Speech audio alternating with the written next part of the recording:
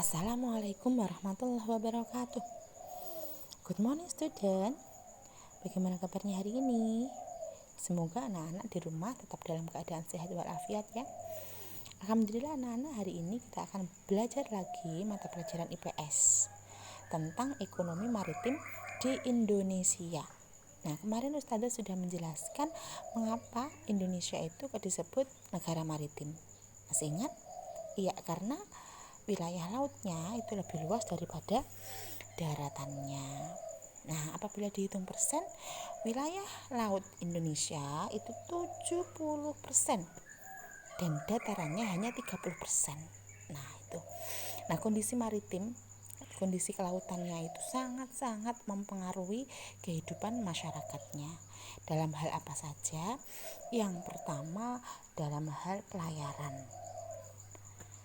Wilayah Indonesia itu sangatlah strategis karena berada di antara dua benua dan dua samudera. Nah, oleh karena itu Indonesia berada pada jalur pelayaran dunia. Yang kedua, perikanan. Karena wilayah lautnya sangat luas, maka perikanan di Indonesia itu sangat-sangat dapat dikembangkan. Nah, yang ketiga, ternyata di bawah laut itu ada bahan tambang. Jadi ada penambangan. Bahan tambangnya apa saja? Bahan tambangnya ada minyak bumi, ada gas alam, dan timah. Nah, itu. Biasanya minyak bumi yang ada di bawah laut itu namanya minyak bumi lepas pantai ya. Yang keempat, wisata bahari. Siapa yang tahu apa itu wisata bahari? Wisata bahari adalah wisata atau rekreasi ya yang berhubungan dengan pantai atau laut. Biasanya kita jalan-jalan ke laut, ke pantai, itu namanya wisata bahari. Nah, banyak sekali sebenarnya contoh-contoh wisata bahari yang ada di Indonesia. Ini Ustazah memberikan contoh 3 yang sangat terkenal keindahannya. Yang pertama adalah Raja Ampat, itu di Papua Barat. Yang kedua, Bunaken, itu adalah taman laut ya, taman nasional kelautan di Sulawesi Utara. Nah, yang ketiga, Taka Bonerate, itu sama, taman nasional yang ada di Sulawesi Selatan. Nah, pengaruh letak geografis Indonesia terhadap kebudayaan. Karena letak geografisnya tidak sama ya, berbeda, maka mengakibatkan adanya perbedaan-perbedaan. Apa saja itu? Perbedaan bahasa, adat istiadat, perbedaan kepercayaan, dan perbedaan mata pencaharian atau pekerjaan. Nah, kalau di daerah pegunungan, mata pencahariannya biasanya apa? Biasanya sebagai petani sayur dan buah atau disebut dengan hortikultura. Nah, rumah-rumah yang ada di pegunungan ini biasanya dibuat tidak terlalu tinggi. Untuk apa? Agar mereka terasa hangat. Karena di pegunungan itu udaranya itu relatif dingin ya. Nah, beda lagi dengan yang hidup di daerah pesisir pantai. Mata pencahariannya apa? Mata pencahariannya biasanya sebagai nelayan. Nah, rumahnya bagaimana? Rumahnya dibuat agak tinggi. Tadi kalau di pegunungan tidak terlalu tinggi, tapi kalau di pesisir pantai itu dibuat malah agak tinggi. Agar apa? Agar tidak terlalu terasa panas di siang hari. Nah, anak-anak, itu menjelaskan Ustazah tentang pengaruh letak geografis Indonesia dan kemaritiman di Indonesia. Sebelum dilanjutkan, anak-anak silahkan menyiapkan buku LKS IPS dan dibuka halaman 21 dan 22. Kita akan membahas bersama-sama. Nah, disiapkan dulu buku LKS-nya ya. Oke. Nomor 1. Alasan Indonesia dikenal sebagai negara maritim adalah, jawabannya A, sudah Ustazah coret, wilayah lautnya lebih luas dan berada posisi yang strategis. Ya, jawabannya A. Yang kedua, pengaruh kondisi geografis Indonesia sebagai negara maritim terhadap ekonomi masyarakat Indonesia adalah, nah kalau maritim, nah jawabannya C, kaya akan sumber daya ikan. Jelas jawabannya C. C ya. D itu ikut-ikutan, itu C jawabannya. Yang ketiga, luas perairan atau luas lautan di Indonesia tadi berapa persen ya? Luasnya 70%. Jawabannya D. Jawabannya D. Selanjutnya nomor 4, berikut bukan termasuk sumber daya laut Indonesia. Nah, jawabannya jelas ya. Jawabannya D, ayam. D. Penduduk yang tinggal di daerah pegunungan sebagian besar bermata pencaharian sebagai apa tadi?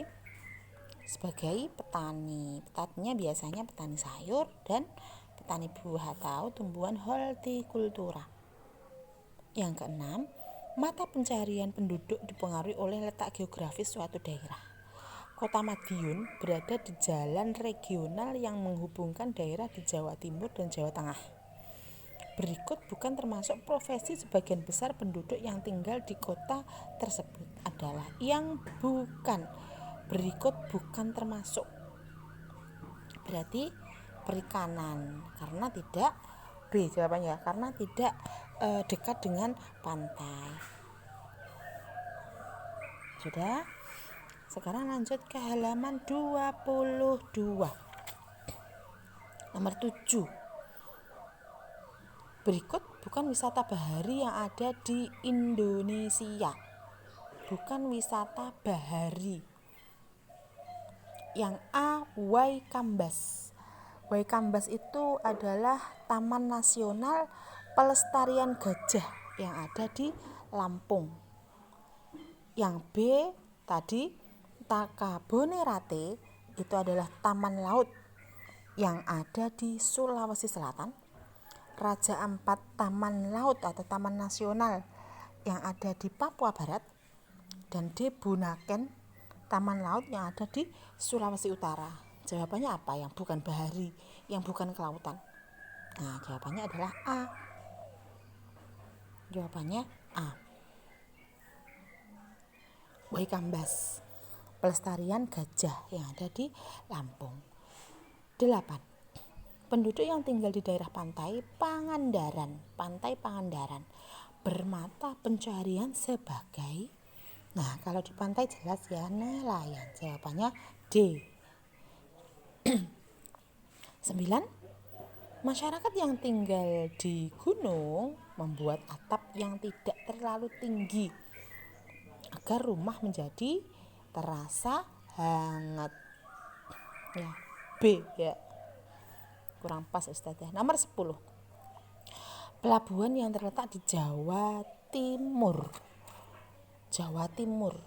A, Tanjung Perak itu ada di Surabaya. B, Tanjung Priok itu ada di Jakarta. C, Merak itu ada di Banten. D, Tanjung Intan itu ada di Cilacap. Kira-kira yang Jawa Timur yang mana ya? Pinter. Tanjung Perak yaitu Surabaya. Jawabannya A. Nah, nomor 1 bagian B itu silahkan didengarkan Ustazah ya, kita bareng-bareng. Nomor 1, Indonesia memiliki potensi perikanan yang cukup besar karena, jawabannya apa? Karena wilayah lautnya sangat luas. Nomor 1, karena wilayah lautnya sangat luas. Nomor 2, penambangan yang dilakukan di laut. Contohnya apa? Jawabannya apa? Minyak bumi, dan gas alam. Iya, minyak bumi dan gas alam. Yang ketiga, Indonesia berada pada jalur pelayaran dunia. Kenapa? Karena wilayah Indonesia sangat strategis.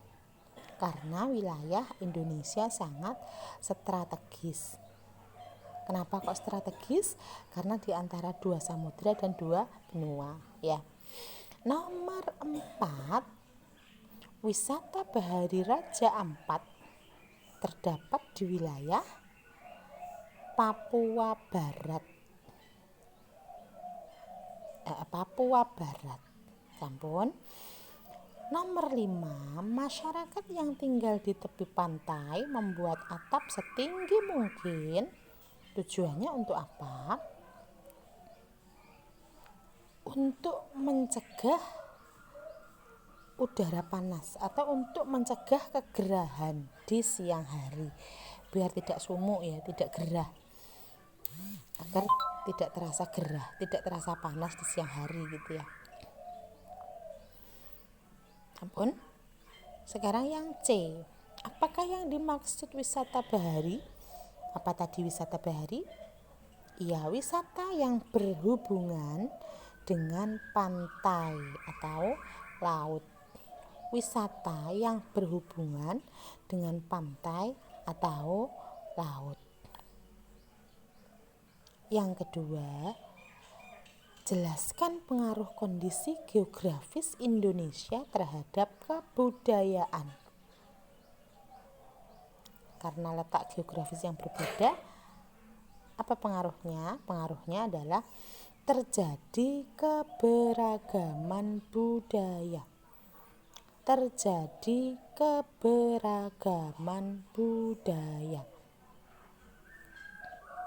Nomor 3, anak-anak bisa melihat gambarnya. Gambar apa yaitu? Berdasarkan gambar di samping, apa jenis usaha pada gambar tersebut? Ibu-ibu itu sedang apa ya? Dan di daerah mana kamu menjumpai pekerjaan pada gambar di samping? Iya, benar. Itu adalah perkebunan teh. Biasanya ada di mana? Di dataran tinggi. Nah, jawabannya perkebunan teh di dataran tinggi. Nomor 4, mengapa perikanan merupakan salah satu potensi yang dapat dikembangkan di sumber daya alam laut? Kenapa? Karena Indonesia mempunyai laut yang sangat luas.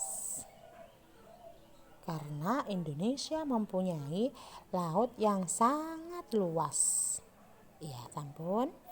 Yang terakhir, nomor 5, sebutkan potensi kemaritiman Indonesia dari bahan tambang. Apa saja tadi bahan tambangnya? Minyak bumi, gas alam, dan timah. Minyak bumi, gas alam, dan timah.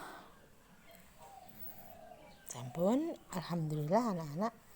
Demikian tadi penjelasan Ustazah sekaligus pembahasan soal-soal nggih. Silakan ditulis nggih, sampun ditulis nggih. Nggih, apabila ada kurang lebihnya Ustazah mohon maaf nggih. Mboten usah dikirim, lebih bagus. Dan doa ayu nggih. Ustazah akhiri ya. Wassalamualaikum warahmatullahi wabarakatuh.